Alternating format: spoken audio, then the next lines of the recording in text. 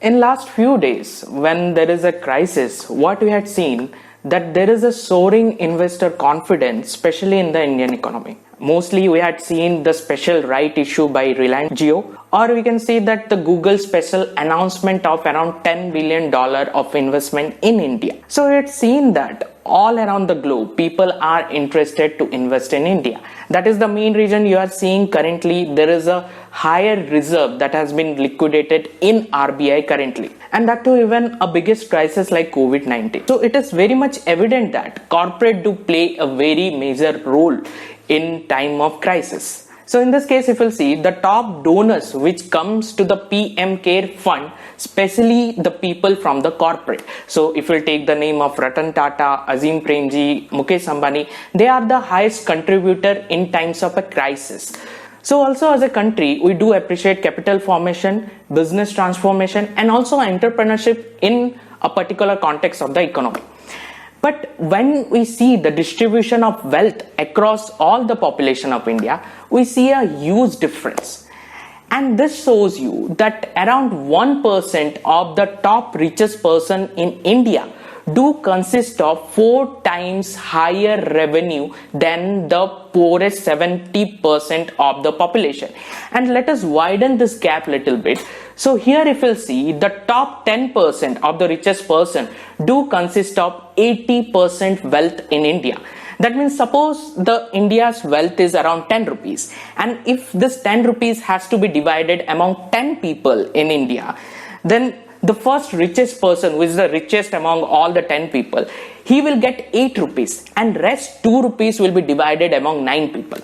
So this is the widening gap in India in the rise in inequality. And in this particular context, if you want to see whether this rise in inequality is too bad, so if we'll see, many economists do suggest that whenever any country is growing in a faster pace, it is very definite that there will be rise in inequality. Suppose if we'll see the period of India, which is in between 2006 to 2016.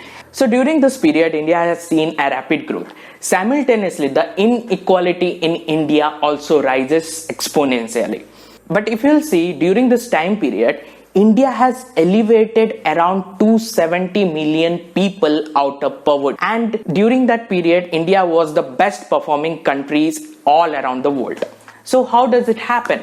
And if you'll see the statistics during this period of time, around 1% of the richest person during this period of time has grown at a rate of 7%, while the poorest person in the country has grown at 1% growth rate. So that means rise in inequality makes the richer more richer, but the poor less poorer.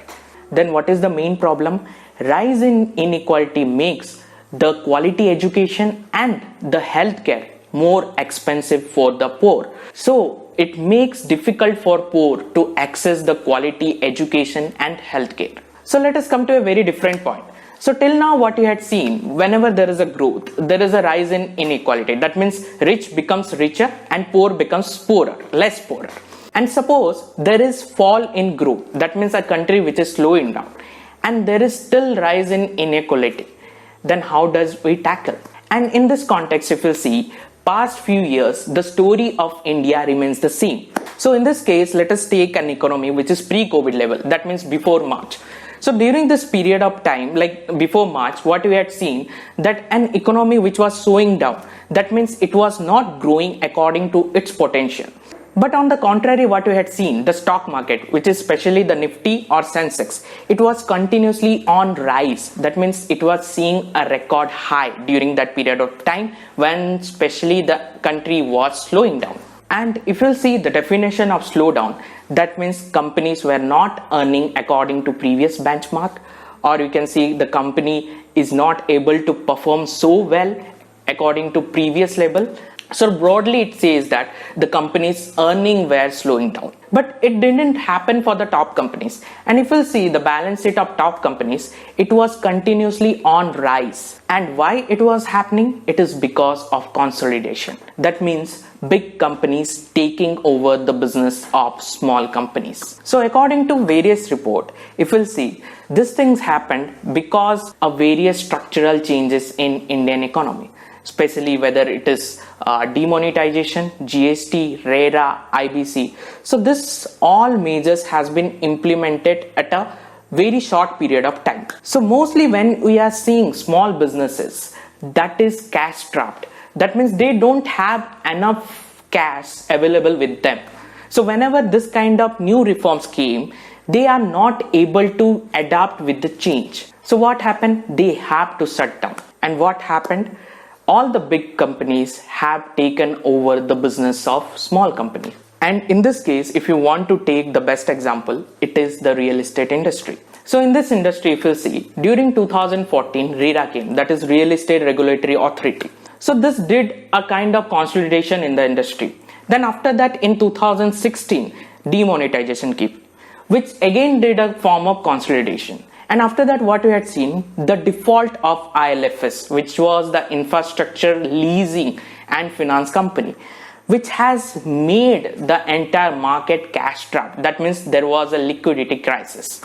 Then again, it made a kind of consolidation in the industry. That means, suppose the earlier the size of the pie for real estate was around 100, this becomes to 50. So that means there are lesser companies, lesser business, and also big consolidation happening. And this particularly rise the inequality in India. That means here the particular definition becomes the rich becomes richer and the poor becomes more poorer.